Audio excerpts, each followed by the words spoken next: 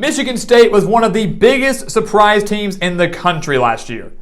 The Spartans went 11-2 and won the Peach Bowl in Mel Tucker's second year with the program. Now Michigan State may have an even better team than they had last year, but their record may not show it. So welcome back to the Gridiron Expert, guys, ready to break down, analyze, and predict Michigan State's schedule and record for this upcoming college football season. A season, guys, where expectations are high in East Lansing, and rightfully so. I mean, again, an unbelievable turnaround in just year two under Mel Tucker. 11 wins, had a shot to make the college football playoff had they potentially beat Ohio State towards the end of the year, but regardless, went to the Peach Bowl and won over Pittsburgh. What can Michigan State do now in 2022?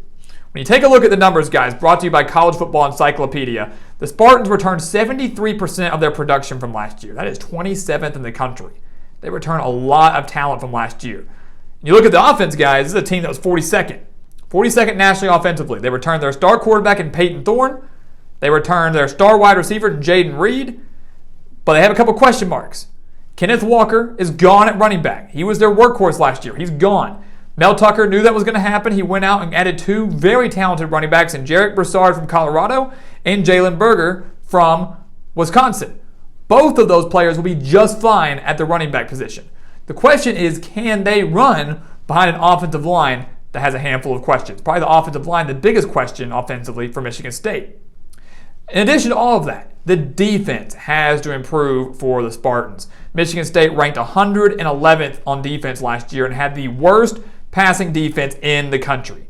Spartans gave up 324.8 passing yards per game last year. They have to improve that mark if they want to have a chance to win 10-plus games again this year. They have to improve in the secondary.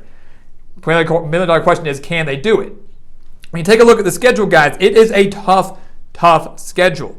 Obviously, they're playing the big dogs in the East like Michigan and Ohio State and Penn State and guys like that. And you've got Wisconsin out of the West. That's not going to be easy. A road game at Washington, not going to be easy. And Minnesota out of the West, not going to be easy. We take a look at it, though. We do think they start 2-0. They should breeze past Western Michigan, should breeze past Akron. So they're 2-0 going into that road game at Washington. This is an intriguing game, guys. An intriguing early season non-conference matchup. I like it a lot. Really, it's going to be a matter of, has Michigan State improved any? Will they be able to go on a road and get a quality road win over a Power 5 opponent? And how is Washington doing more specifically with their new head coach in Kalen DeBoer? That is the question. This is a battle, guys, between Washington, who had one of the worst offenses in the country last year, against Michigan State, who had one of the worst defenses in the country last year, and also a Washington team, guys, that had the top-ranked passing defense. So the top-ranked passing defense was the worst-ranked passing defense, going up against a Michigan State team that offensively should be very, very solid. So a lot of intangibles to work out here, guys, but in the end, I like Michigan State more than the Huskies here, despite the game being on the road. I think offensively, Michigan State's better. I think from a coaching standpoint, Michigan State's better. And while the defense, that edge would go to Washington, I still think it is one that Michigan State will be able to exploit and wear down as the game goes on. So a tough game against Washington. Michigan State gets that win. They're 3-0, and let's make them 4-0 with a home win against Minnesota. This will be a tough game. If it was at Minnesota, I might be leaning the Golden Gophers' way. But this is a Minnesota team that right now has to work out their offensive struggles. PJ Fleck went out and rehired Kirk Ciarrocca back as offensive coordinator, which is huge because he was the guy that helped Minnesota win 11 games in 2019. But last year, Minnesota struggled mightily offensively. I don't know if they're going to be able to work out those offensive issues with Tanner Morgan and Mohamed Ibrahim. Of course, he's coming back from injury early enough. I don't know if they're going to have that all worked out by the end of September. The game being in East Lansing, I think Michigan State can wear down what was a top 10 defense from Minnesota last year. And I think Michigan State's defense will be able to slow down that Minnesota offense that's going to be going through some struggles, right? I don't see the Golden Gophers being able to put up too many points on the Spartans here. With the game at home, I like them to get the win. They're 4-0, and then the schedule gets tough. The schedule gets very tough. They go on the road to Maryland on October 1st, and I would say this is the best offense that Michigan State will see to this point. On October 1st, Maryland will be the toughest offensive test the Spartans had seen so far. And I think because of that, they're going to lose this game. I genuinely do. Not just because Maryland's good offensively, but because you go look at the numbers again. Michigan State had the worst passing defense in the country last year, and Maryland this year will have one of the best passing offenses. Talia Tagovailoa is back. He's got Jacob Copeland, Raheem Jarrett, Dante Demas, all of those guys back on offense at his disposal in the pass catcher core, the wide receiver core. The defense is improving ever so slightly under Mike Locksley. The game is at Maryland. I just think Michigan State's defense lays an egg here.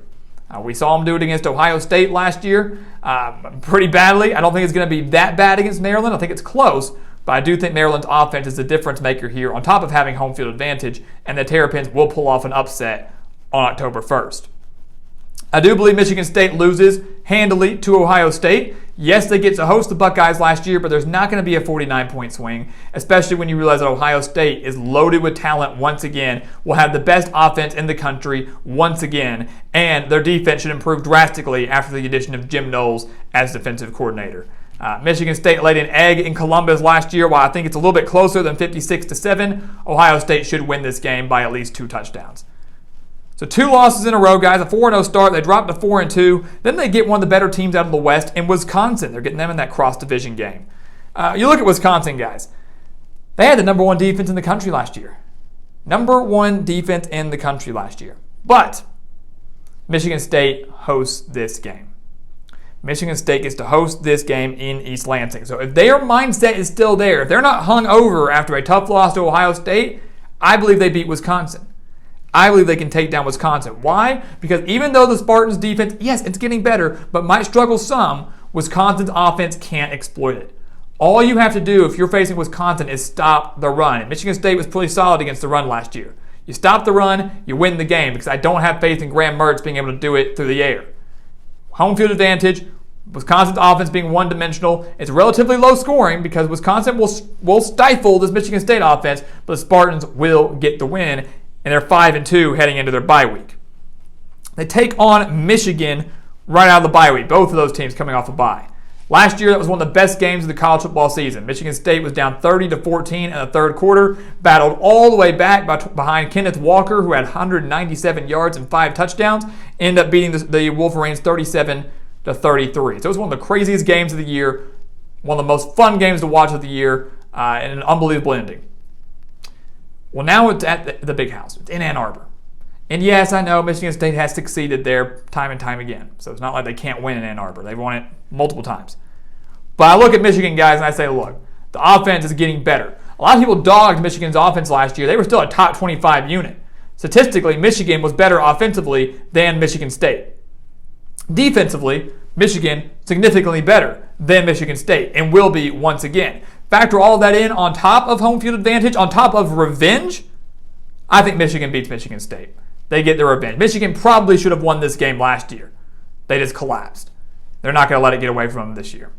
Michigan wins on October 29th, hands the Spartans their 3rd loss, but the month of November is pretty light. I'm going to go out and say right now, I think they win their next 3 games. Illinois, Rutgers, and Indiana. 3 teams that did not go bowling last year. Rutgers, yes, did, but went in as a 5-7 team, replacing Texas A&M. So if you're judging it from the 6-win mark, none of these teams hit 6 wins last year. Illinois 5-7, Rutgers 5-7, Indiana 2-10. Michigan State will win all 3 of them. Rutgers, beat Rutgers, fell to them 31-13 last year. Indiana only lost by 5 last year, but now the game is in East Lansing, and the Hoosiers have so many transfers, I don't know they're all going to come together. So they should breeze past these 3. I think Illinois is actually going to be the toughest of the 3. But then they come into the road game at Penn State. Penn State is going to be the season finale.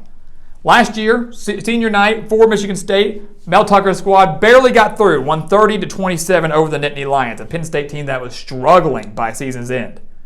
Penn State should be a little bit better this year. Should be a little bit better. The offense should get better under Sean Clifford back as a veteran quarterback. The 82nd or worse in a lot of the key categories. That should improve. And the defense, guys, is one that's going to be pretty underrated. I think it's going to be pretty solid here. It's senior night in Happy Valley for the Nittany Lions. They're upset with the way they lost last year. I don't think James Franklin allows his squad to lose in the last game of the year, especially at home. I think the defense does just enough to slow down this Michigan State offense. And I think the Penn State offense gets better every single week. And Sean Clifford, The last game as a Nittany Lion is able to exploit this Michigan State secondary. And with that, we have the Spartans going 8-4. 8-4, guys. And I know everybody's going to blow up and say that's ridiculous. Again, Michigan State, guys, from a talent standpoint, probably is better than they were last year with that 11-win season. But when you look at how difficult the schedule is, you realize that they're probably not going to be able to replicate 11 wins. They're probably not going to be able to win 10 regular season games this year. I just don't see it being in the cards. Maybe you don't like the loss to Michigan or Maryland or Penn State. I think this team could go 9-3, but I don't think they're going to be any better than that. 8-4 or 9-3 is going to be the mark from Mel Tucker and Michigan State. Still an unbelievable job that he's done turning this program around, but going to be a little bit worse record-wise than they were in 2021. So guys, as always, thank you so much for watching us here at the Gridiron Expert on YouTube. Make sure to continue to like, comment, subscribe, share our videos, and check out everything down in the description below. That includes our expert picks over on our website, thegridironexpert.com. Make sure to check those out, guys. Sign up for those today.